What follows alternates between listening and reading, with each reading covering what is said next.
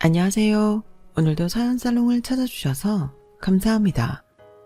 저는 서울 성북구에 사는 30대 초반의 여성이에요. 저는 올해 초 남친 어머니의 막장짓 때문에 결혼 코앞까지 갔다가 전부 없었던 일로 엎어버린 일이 있었는데요. 요즘도 문득문득 그때 일이 떠오르면 혈압이 오르는 느낌이 들거든요. 그나마 제가 발 뻗고 잘 수 있는 건 마지막에 오빠가 시원하게 한 방 먹였기 때문이에요. 제가 이런 일을 겪었던 걸 몰랐던 친구들이 남친 이야기를 꺼낼 때는 여전히 그 자리를 빨리 피하려고 하지만 한편으로는 얼른 털어버리고 싶은 마음도 큰 게 사실이에요. 그래서 이렇게 용기를 내어 제 사연을 많은 사람들이 들을 수 있게 보내보기로 마음먹었어요. 저희 집이 파혼을 선언한 건 상견례 직전에 남친 어머니가 마련한 자리에서였어요. 오빠가 왜 그런 자리에서 결혼을 뒤엎느냐고 하실 분도 계시겠지만 이미 그 전에 저희 가족들은 모두 마음이 상해 있었어요. 그리고 오빠는 저한테 아빠 노릇을 해준 사람이니 충분히 그럴 자격이 있다고 생각하고요. 저와 남친은 2년 반 정도 사귀었어요. 그러니 결혼을 빨리 결정한 것도 아니고 그렇다고 너무 질질 끌지도 않았던 케이스죠. 남친은 중학교 영어교사이고 저는 외국계 광고회사에 다녔어요. 같은 대학을 나왔다는 공통점이 있어서 동창을 통해 만나 연락을 주고받게 되었고 그러다가 사귀는 사이로 발전했어요. 사귈 때에야 서로에게 두근대는 마음이 크니 단점이 있어도 대수롭게 생각하지 않았던 것 같아요. 남친은 성격이 과격하지 않은 데다가 성실했기에 마음이 더 갔어요. 수진이 너는 사람을 참 편하게 해주는 것 같아. 그런 너랑 평생 살면 얼마나 좋을까? 이런 수줍은 프로포즈가 더 제 마음을 사로잡았죠. 하지만 남친 집에서는 저를 탐탁치 않게 생각하는 것 같았어요. 이제 다 지나고 하는 말이니 탁까놓고 말씀드리자면 남친 엄마가 유별나게 저를 못마땅해 했어요. 제가 대학생 때 아빠가 지병으로 돌아가시고 엄마도 몸이 불편하셔서 거동을 잘 못하시거든요. 그런 면들이 마음에 들지 않을 수 있다는 건 저도 이해해요. 하지만 남친 어머니는 그 이상으로 저를 깎아내렸는데요. 자기 아들이 너무 잘났다고 생각하니 웬만한 젊은 여자들은 며느리감으로 눈에 차지 않는 것 같더라고요. 남친과 제가 동갑인 것도 남친 어머니한테는 점수를 깎인 점이었어요. 저와 남친이 결혼을 약속하고 양쪽 집에 정식으로 알리기 전 제가 남친이 자취하는 원룸에 갑자기 들른 적이 있어요. 생각보다 일찍 퇴근을 해서 남친이 좋아하는 식당 음식을 포장해서 가져가면 놀라고 좋아하겠지 하는 마음이었죠. 그런데 현관문이 살짝 열려 있었고 카랑카랑한 아주머니 목소리가 들려 저는 문 앞에서 티내지 않고 가만히 서 있었어요. 그리고는 안에서 하는 말들을 전부 다 들었죠. 너 걔 수진인가 하는 애 말고 다른 여자 만날 생각은 없는 거야? 엄마는 참 여자친구 두고 다른 여자를 왜 만나? 아니 요새는 다들 이 사람 저 사람 만나다가 그중에 제일 괜찮다 싶은 사람 콕 찍어서 결혼한다는데 너는 참 누굴 닮은 건지 너무 성실하다, 융통성이 없기도 하고. 그런 사람들이 있다 해도 다 그런 거 아니야. 너 수진이 걔랑 결혼까지 하려고 이러는 거야? 결혼은 마음 내킨다고 그냥 막 하는 거 아니야. 혹여라도 그런 마음 있으면 그 집에 대해 신상조사 샅샅이 다 하고 하는 게 좋을 거다. 여자 남자 관계는 복잡하지 않은가 그런 것도 보고. 엄마, 수진이 그런 애 아니야. 그리고 나 학교 선생이야. 애들 가르치는 사람이 무슨 신상조사야. 걔네 집 평범해. 걱정하지 마. 어머, 얘 말하는 것 좀 봐. 너 걔랑 결혼 생각은 있긴 있구나. 아무리 평범하다고 해도 아빠가 없잖아. 그런데다가 엄마도 몸이 불편하다며. 그리고 걔가 무슨 광고회사인지 뭔지 다닌다고 해도 우리는 그런 회사 들어본 적도 없고. 너는 얼마든지 더 좋은 집안에 좋은 직업 여자 선택할 수 있는 선생이라는 위치잖아. 그러니까 결혼 결정하기 전에 잘 생각해. 그냥 생각만 하지 말고 아주 진지하게 심사숙고하란 말이야. 요새 교사들 전처럼 인기 많지 않아. 그리고 내 결혼이잖아. 내가 알아서 할 테니까 너무 걱정하지 마. 어머? 아무리 그래도 너보다 오래 산 내가 인생에 대해 더 잘 알지. 네가 뭘 안다고 그래. 아무튼 엄마 말 들어. 그러는데 남친은 현관문을 닫으려고 현관으로 내려왔고, 그러면서 제가 밖에 서 있는 걸 슬쩍 봤어요. 저는 바로 뒤돌아서 엘리베이터를 타고 급하게 그 빌라를 빠져나왔고요. 아무렇지 않게 남친 얼굴 볼 자신이 없었죠. 집에 오니 남친한테 문자가 여러 통 와 있더라고요. 저는 남친과 통화를 했어요. 현우 씨, 내가 어머니 마음에 많이 안 드는 것 같은데 이 결혼 괜찮겠어? 내가 드리려고 들은 건 아니야. 나는 현우 씨 깜짝 선물하려고 말 안 하고 간 건데 그렇게 복도까지 말하는 게 다 들릴 줄 나도 몰랐네. 수진아, 네가 좀 이해해주면 안 될까? 엄마가 나한테 기대가 커서 그러신 것 같은데 너를 알고 나면 달라지실 거야. 아직 아무것도 모르고 그러신 거니까 너무 마음에 두지 마. 우리 당연히 결혼해야지. 엄마가 그러신다고 결혼 안 하고 그러는 것도 좀 아니지. 혹시 화난 건 아니지? 당황스럽지. 기분 좋지 않은 건 사실이고 모르시면 더 쉽게 말씀하시면 안 되는 거 아닌가? 나이 드신 분들이 크게 마음에 두지 않고 하신 말씀이야. 털어버리고 우리 인사 잘 드릴 생각만 하자. 그때 되면 마음 바뀌실 거니까. 남친이 그렇게 말한다고 바로 기분이 좋아진 건 아니었지만 그래도 자신 있게 모든 게 잘 될 거라고 말해주니 좀 안심하긴 했어요. 그리고 저 자신도 남친 어머니가 좋아하실 수 있게 어떻게 하면 될지 생각을 좀 해보았고요. 그래도 나름 광고회사의 기획팀에서 일하는데 시부모님들이 좋아하실 만한 선물이나 차림새 같은 건 잘할 수 있을 거라는 막연한 자신감도 있었어요. 제가 하는 일이 늘 그런 데이터를 수집해서 기획하는 일이었으니까요. 그리고 저희 집이 아빠가 일찍 돌아가셨다고 해서 남들보다 뒤처지는 건 결코 아니었어요. 오히려 좀 잘 사는 축에 속했거든요. 아빠가 사업하고 남겨놓은 재산으로 엄마가 아프시기 전에 부동산을 사서 많은 이익을 보았고 건물도 몇 개 소유하게 되었어요. 오빠는 아빠가 하시던 식품 사업을 물려받아서 프랜차이즈로 발전시켜 점점 매장이 늘고 있었고요. 저희 집에 대해 남친도 정확히 알지는 못했으니 남친 어머니는 더더욱 잘 몰랐을 거예요. 남친한테는 제 신상조사를 해봐라 마라 했지만 정작 자기가 돈 들여서 그런 거 할 생각은 없었나 봐요. 만약 그랬다면 저나 오빠한테 그런 신뢰는 하지 않았을 테니까요. 안 그래도 차츰 남친한테 저희 집이 뭐 하는지 알려야겠다고 생각은 하고 있었어요. 결혼 이야기까지 나왔으니 이제 말할 때가 됐다 싶더라고요. 제가 오빠가 뭘 하는지 엄마는 재산이 얼마인지 말하지 않은 건 그런 외적인 면보다 저라는 사람을 봐주기를 바라서였거든요. 저 역시 남친 집안이 그다지 넉넉하지 않단 걸 알면서도 남친이라는 사람 하나만 보고 만났으니까요. 남친과 저는 그런 면이 서로 통했다고 믿었어요. 하지만 남친 어머니는 생각이 전혀 달랐고 지나고 보니 남친도 어느 정도 자기 엄마와 비슷한 생각을 하고 있는 면이 있었더라고요. 남친은 결혼 승낙을 받은 후에 저한테 이렇게 당부했어요. 엄마가 나에 대한 자부심이 정말 크셔. 여동생도 그다지 공부 잘하지 않았고 지금도 적당히 알바나 하면서 사니 오로지 나만 바라보고 계시거든. 그러니 나한테 거는 기대도 커서 좀 듣기 싫은 말씀을 하실 수도 있어. 그러니까 네가 넓은 마음으로 이해해줘. 수진이 너 이해심 많잖아.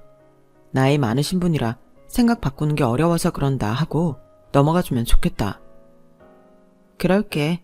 근데 현우 씨도 좀 노력해줄 수 있지 않아?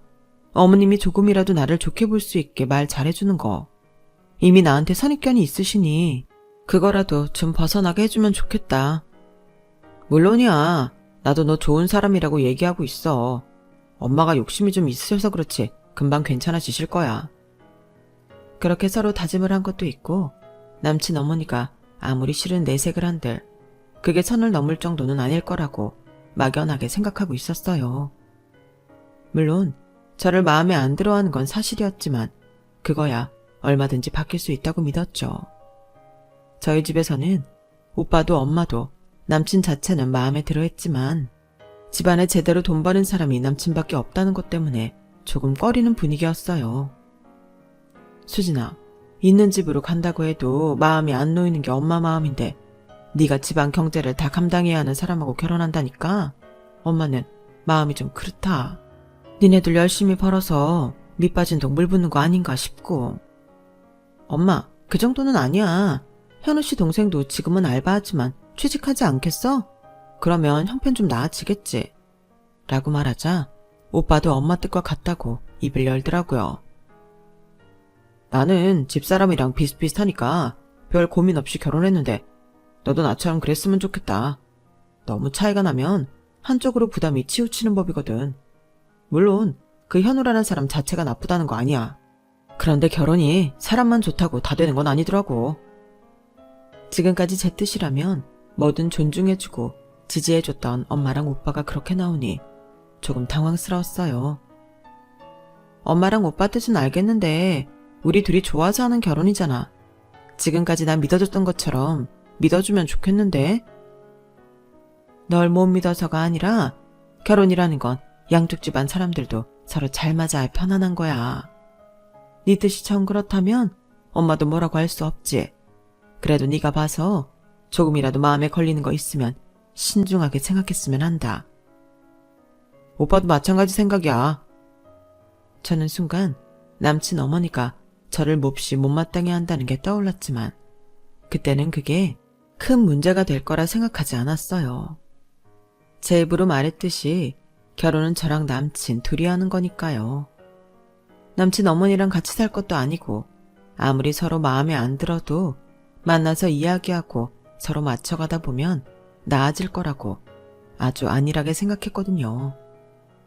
저는 나중에 오빠한테 남친의 좋은 점만 더 강조해서 말했어요. 현우 씨 정말 성실하고 좋은 사람이야. 내가 하는 일이라면 뭐든 도와주고 지지해줄 사람이고 그러니까 오빠도 그 사람만 보고 믿어주면 좋겠어. 그 사람만 봐달라는 건 네가 생각해도 그 집 어머니나 다른 가족들은 좀 걸리는 게 있는가 보네. 사업을 하며 예리한 감각을 키운 오빠라 그런지 대번에 남친 집안의 문제를 짚어냈지만 그런 거 아니라며 잘 좀 봐달라고 부탁했어요. 제 말에 오빠는 남친과 한 번 더 보겠다며 따로 약속을 잡았고요.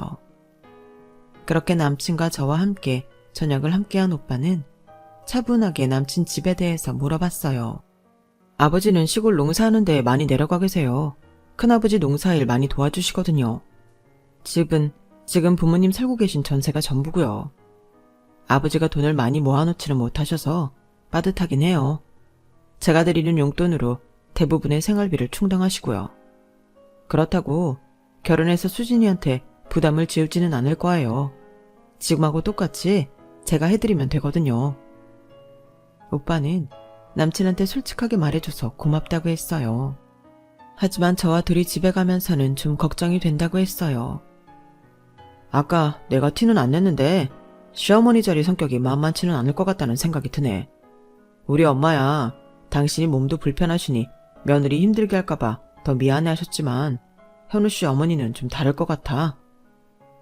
오빠는 말 몇 마디 들어보지 않고도 남친 어머니 성격을 어느 정도 파악하고 있었고 저는 오빠의 통찰력에 놀라기는 했지만 그렇다고 하지는 않았어요. 그때까지만 해도 남친과 결혼하고 싶은 마음이 컸거든요. 뭐 쉽지는 않겠지. 10월드라는 말이 괜히 있겠어. 그래도 나 잘해낼 자신이 있어. 같이 살게 되면 공동체가 되는 건데 남편의 어려운 거 나도 도와야지. 하지만 그 말이 얼마나 모든 일을 쉽게 생각하고 한 말인지 저는 곧 뼈저리게 깨닫게 되었죠. 남친 어머니가 저희 엄마와 오빠를 무시하는 걸 보고는 단번에 정이 확 떨어졌으니까요. 그런 것도 가만히 보고 참을 수가 없는데 어떻게 결혼해서 경제적 문제까지 같이 책임질 수 있다고 자신만만해했는지 제가 시댁 문제를 너무 가볍게 생각했음을 알겠더군요. 그 이전에 남친 부모님을 만났을 때부터 이미 제 마음속에는 조금씩 금이 가고 있었고요. 남친 아버지는 말수도 적고 튀는 분이 아니어서 제 인사만 받고 조용히 식사하신 후 방으로 들어가셨어요. 하지만 남친 어머니는 좀 달랐죠. 우리 현우가 의리가 좀 있지. 아무리 모자라고 많이 빠지는 사람이어도 자기랑 인연을 맺으면 아주 끝까지 지가 책임지려고 하는 게 있다니까. 그러니까 이렇게 아가씨하고도 결혼한다고 하지. 아가씨 아주 봉잡은 줄 알아. 요즘 세상에 우리 현우만한 애 만나기 쉽지 않다고. 이거 내 아들이라서 하는 소리가 아니야. 그러니까 아가씨도 결혼하겠다고 했겠지? 끝까지 제 이름 한번 안 불러주시고 아가씨 아가씨 하며 은근히 저를 갈구는 게 많이 거슬렸는데 남친은 정말 아무렇지 않은 표정으로 TV만 보고 있었어요.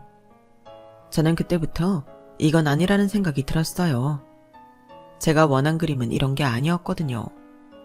적어도 이럴 때 자기 엄마한테 그런 말 하지 말라고 하는 게 나를 위하는 예빈한 편의 태도 아니겠어요. 그런데 남친은 아주 당연한 소리를 듣는 것처럼 태연했어요. 남친 어머니는 더 제 속을 긁는 말을 했어요. 나 아가씨 좋아서 며느리 맞이하겠다는 거 아니야? 현우가 아가씨랑 결혼해야 신상 편하다고 하니 어쩔 수 없이 허락하는 거지. 뭐 우리는 듣도 보도 못한 회사 다니는 것 같은데 현우 말로는 그래도 그쪽에서는 괜찮은 회사라고 하고. 근데 말이야, 어머니는 거동이 불편하시고 오빠는 식당 같은 거 한다며? 혹시 우리 현우 버는 돈 친정으로 빠져나가거나 하진 않겠지? 너 그거는 제대로 약속해야 한다. 니네 친정에 돈 보내고 싶으면 네가 버는 돈으로 해야 돼. 그리고 아가씨 어머니 아무리 아파도 우리 아들 사위대접은 제대로 해야 된다고 단단히 말씀드려. 아니 어차피 만날 테니 내가 직접 하마. 하나 더 있다. 아가씨 어머니 아픈 걸로 우리 아들 신경 쓰게 하면 안 돼. 알았어? 이거 꼭 약속해. 어머니 그럴 일 전혀 없어요. 저희 엄마가 아프다는 이유로 사위 신세 지실 뿐 아니고 딸 하나이니 하나뿐인 사위가 되는 거라 잘 해주실 거예요. 그리고 오빠도 엄마도 저희 돈 쓸 일 전혀 없으니 걱정 마세요. 네가 아무리 그렇게 말을 해도 내 마음이 놓이질 않네? 기분 나쁘게는 생각하지 마. 아들 가진 엄마는 그런 법이야. 아가씨 엄마도 오빠 장가 보낼 때 그랬을걸? 더 있는 집 자식 며느리로 맡고 싶다고 말이야. 그러니까 혼수도 니네 형편에 맞게 하고 집도 그래. 그게 공평하지 않겠어? 우리 돈 더 보탠다고 돌아오는 게 있을 것도 아니잖아. 이런 건 솔직히 말하는 게 깔끔한 것 같아 하는 소리야. 저는 저도 모르게 남친을 바라봤지만 남친은 대체 무슨 생각인 건지 지네 엄마하고 똑같은 표정을 하고 있었어요. 그날 이후 남친에 대한 저의 마음이 흔들리기 시작했어요. 하지만 결혼을 뒤엎을 만큼의 일은 아닌 것 같았고 아직 남친에 대한 좋은 감정이 많았기에 이 일을 엄마나 오빠한테 말하지 않고 넘어갔어요. 제가 사실 그대로 말했다면 엄마도 오빠도 이 결혼 못한다고 적극적으로 말리셨을 거예요.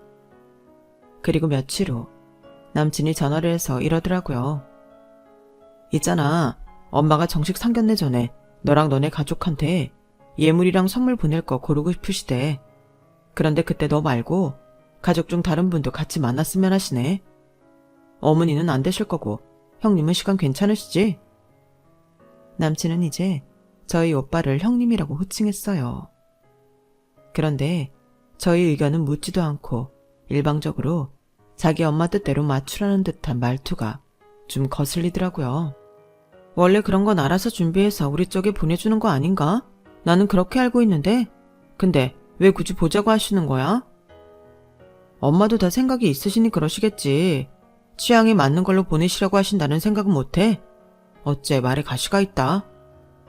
가시가 없는 게 더 이상하지 않아?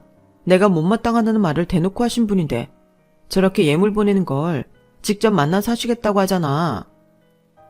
제 말에 남친은 잠시 말이 없었어요. 수진아, 우리 지금까지 잘해왔잖아. 조금만 더 하면 우리 결혼하는데. 예민해진 건 알지만 서로 좀 더 맞춰가자. 엄마가 설마 여기까지 와서 안 좋은 말 하려고 만나자고 하시겠어? 걱정하지 마. 엄마도 너랑 안 된다고 하실 거면 그날 하셨지. 여기까지 끌고 오지 않으셨을 거야. 저는 더 이상 말해봤자 소용없다는 생각에 알았다고 했어요. 남친 말이 일리 있다고 생각한 것도 있었고요. 아무리 저한테 안 좋은 말을 했기로 결혼 앞두고 무언가 같이 고르는데 나쁜 말이 오갈까 싶었죠. 그래서 저는 오빠한테 상견례 전에 남친 어머니가 보고 싶어 하신다는 말을 전했고 그날 시간에 맞춰 오빠가 나오기로 했어요. 그런데 남친 어머니가 약속 장소로 고른 곳이 좀 이상했어요. 예물과 선물로 쓸 가방이나 옷은 그래도 백화점에서 사지 않나요? 남친 어머니가 알려준 장소는 주변의 백화점이 아니라 아울렛이 모여있는 곳이었고 만나자고 한 장소는 정육식당이었어요. 대체 이게 뭔가 싶더군요. 여기서 보자고 한 걸 오빠가 알면 무슨 생각을 할지도 걱정이 됐고요. 아무리 상견례 자리가 아니라고 하지만 처음 저와 밖에서 만나고 거기에 더해 저희 오빠까지 나오는 자리인데 정육식당이라뇨. 정육식당이 나쁘다는 뜻이 아니에요. 저도 정육식당에 가서 고기 잘 먹고요. 맛집이면 더더욱요. 그런데 이건 예의가 아니잖아요. 사람을 얼마나 무시하면 이런 식으로 행동할까 싶어서 남친한테 어머니가 여기서 보자고 하셨어? 라고 문자를 보냈더니 별 반응이 없더라고요. 그냥 거기가 우리도 편할 테니 정한 거라나요? 그제야 저는 남친도 저희 집을 좀 우습게 본다는 걸 알았어요. 솔직히 그동안 남친 보며 쉬어 있었던 콩깍지가 한꺼풀 벗겨지는 순간이기도 했고요. 장소를 바꿨으면 좋겠다고 해도 남친은 엄마한테 말을 못하고 어버버하며 정식 상견례도 아니니 그냥 지나가자고 하더군요. 저는 고민 끝에 오빠에게 만날 장소를 전했고 그 말을 들은 오빠 표정이 정말 무섭게 변했어요. 참 이거 어떻게 받아들여야 해? 박현우는 이거 알아? 여기 근처에 아울렛만 있잖아. 그리고 정육식당? 내가 아무리 부모가 아니라고 해도 그렇지. 아니, 그보다 그날 누가 나오는지 알지도 못하는데 이런 데서 보자고 하는 건 대체 뭐야? 나 아무리 인생 오래 안 살았어도 사돈을 처음 보면서 정육식당에서 만나자고 하는 경우는 처음 본다. 알았어. 만나자고 해. 대체 그 어머니 어떤 분인지 얼굴 꼭 보고 싶네. 저는 남친한테 그날 보자는 형식적인 문자만 보냈고 남친은 저한테 상견례 전 이러지 말라며 좋게 하자는 참 어이없는 문자를 보냈더군요. 결혼에 대한 제 마음의 절반은 이미 날아가 버렸어요. 저 역시 그날 이 사람들이 어떻게 나올지 보자는 심정이었어요. 저와 오빠는 최대한 예를 갖춘 옷차림을 하고 약속 장소로 갔어요. 그 복잡하고 시끄러운 정육식당 한 구석에 남친과 그 어머니가 있더군요. 남친 어머니는 저희 오빠가 멀끔한 걸 보고 살짝 놀란 눈치였지만 일어나지도 않고 앉아서 인사를 받더니 거만하게 앉으라 하더군요. 뭐 거기까지는 그럴 수 있다고 쳐요. 그 다음부터가 가관이었어요. 우리 현우 형님 되실 분이 아주 반듯해 보이니 그건 참 마음이 놓이네요.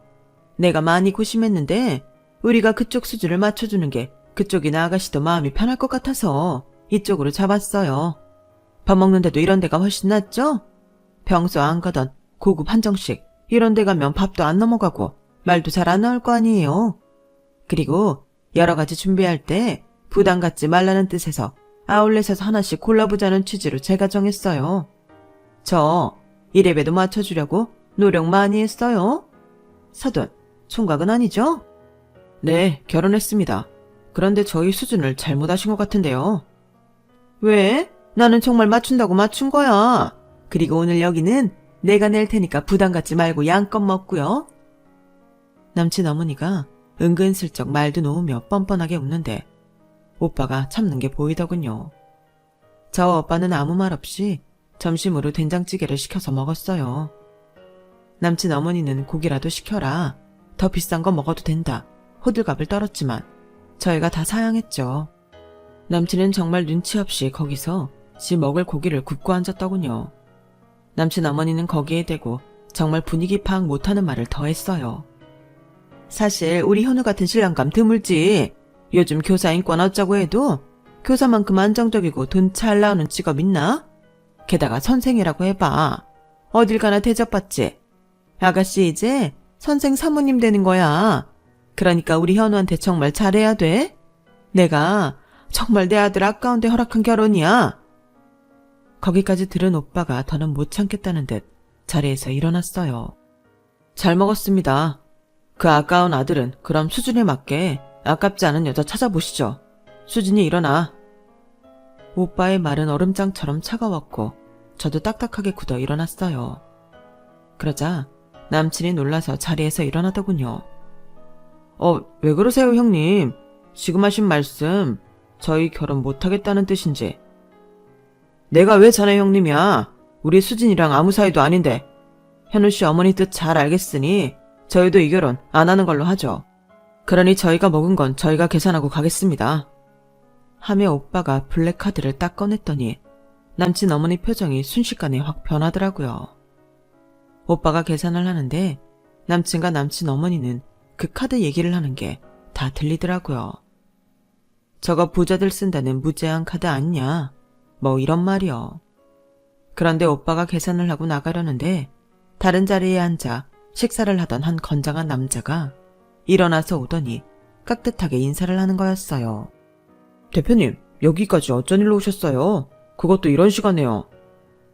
아, 잠깐 동생하고 볼 일이 있어서. 요즘 장사는 잘 돼요? 이쪽 상권 요즘 그래도 좀 나아졌죠? 네, 그동안 이쪽이 죽었다 뭐다 말이 많았는데 그래도 젊은 사람들 좋아하는 프랜차이즈 많이 들어오고 하면서 나아진 분위기예요. 저희도 그때 들어오길 잘했죠. 저희 가게 한번 보고 가실래요? 지금 손님 많아요. 괜찮아요. 그건 다음에 볼게요. 근데 퓨전 레스토랑 사장님이 정작 점심은 여기서 냉면 드시네요. 아우, 저도 이런 거 먹는 날도 있어야죠. 그렇게 화기애애하게 이야기하는 소리를 들은 남친 어머니가 황급하게 다가와 저를 붙잡고 물어봤어요. 얘, 이게 무슨 소리니? 대표? 니네 오빠가 무슨 대표야? 그 말에 건장한 남자가 돌아보며 이렇게 말했어요. 땡땡땡 뷔페랑 퓨전 중식 땡땡 본사 대표님이세요. 그렇게 물어보시는 아주머니는 대표님 동생분하고 어떻게 되시는지. 그 말에 남친도 남친 어머니도 얼굴이 하얘지더군요. 아무튼 대표님, 저는 땡땡 하기를 너무 잘한 거 있죠. 그때 다른 점주 들이실 수 있는데 저랑 계약해준 것도 감사하게 생각하고 있어요. 그거야 제가 하나요. 전략팀에서 알아서 하는 거지. 그래도 대표님, 저희 서류 하나하나 꼼꼼하게 살피시고 예비 점주들 이야기 하나하나 귀 기울여 들어주셨잖아요. 아무튼 제가 좀 모자라 보였을 텐데도 제 열의를 봐주신 것 같아 저는 개인적으로 참 감사하게 생각하고 있어요. 조만간 인사드리러 갈게요. 바쁘신데 시간 뺏어서 죄송합니다. 그렇게 남자가 다시 자기 자리로 갔고 저와 오빠는 서둘러 식당을 나왔어요. 남친과 남친 어머니가 뒤따라 나왔고요. 그리고 오빠의 고급 외제차가 주차장에서 나오는 걸 본 순간 남친 어머니는 얼른 오빠 앞을 가로막았어요. 저기, 내가 오늘은 실수를 한 것 같은데 다른 날 다시 약속해서 만나자고요. 그러면 좋겠지, 사돈? 제가 왜 아주머니랑 사돈입니까? 수진아, 너 누구랑 결혼하니? 아니, 오빠. 나 결혼 같은 거 안 해. 적어도 지금은 할 사람 없어. 제 말에 남친은 눈이 휘둥그레져서 뭐라 말을 해야 좋을지 모르더라고요. 저는 그런 남친과 남친 어머니한테 말했어요. 마지막이니 한 말씀 드릴게요. 저희 수준을 뭘로 보셨는지 몰라도 지금까지 말씀 안 드린 게 있는데요. 사실 이 결혼 저희 집에서도 내켜하지 않았어요. 집안 수준이 너무 안 맞는다고요. 오빠는 프랜차이즈 대표이고 엄마는 부동산 부자인데 남자 집이 너무 기울면 제가 힘들다고 하셨거든요. 제가 거기까지 말하자 오빠가 한마디 더 했어요. 그런데 역시나 안 되겠네요. 오늘 하시는 거 보니 돈 없으면 사람 막대하고 돈 있는 거 알면 저희 집에 빨대 꽂으시겠어요. 그러니 저희 인연은 여기까지인 걸로 하죠. 수진아, 얼른 타. 오빠 가야 돼. 알았어. 이 말만 하고 결혼 깨는 건 내 입으로 해야 하잖아. 현우씨, 그리고 아주머니, 저 이 결혼 제가 안 합니다. 그러니 이런 거 사려고 돌아다니실 필요 없고요. 그냥 집으로 안녕히 가세요. 현우씨도 나한테 연락하지 말고. 그렇게 인사를 하고 오빠 차에 올라타 집으로 돌아오자 남친한테서 문자와 전화가 계속 오더라고요. 처음에 받지 않던 저는 늦은 시간에 한번 전화를 받았어요.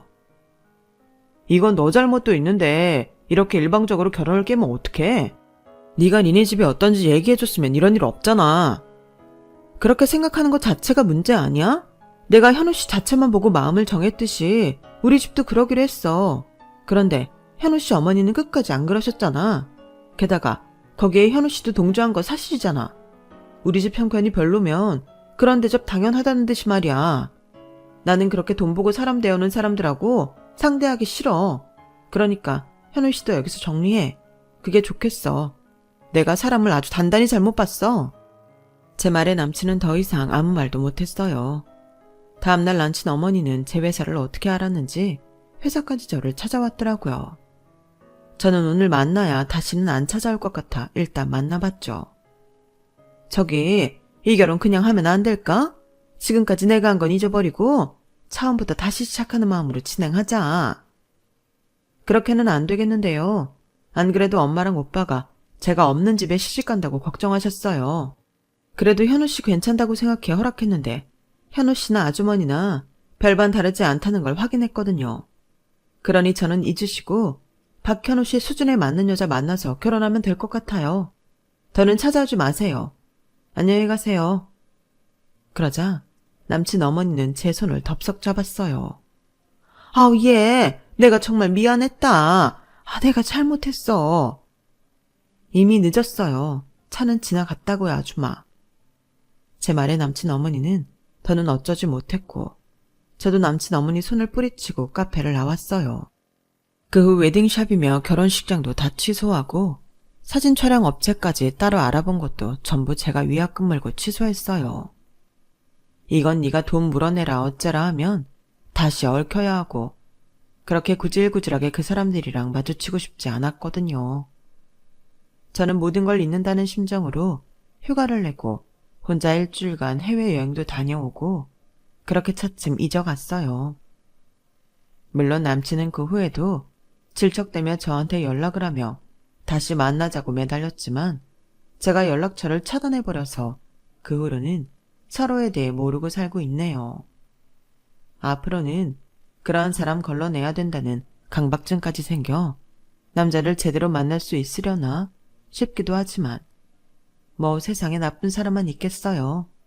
정말 좋은 사람 만나려고 이런 시간을 겪는 거겠죠. 제 이야기 들어주신 분들 감사드리고요. 좋은 사람들과 더 풍성한 하루하루 보내시길 바랍니다. 여러분, 사연 댓글에 응원과 현명한 조언 부탁드려요. 좋아요와 구독은 저에게 큰 힘이 됩니다. 오늘도 좋은 일 가득하세요.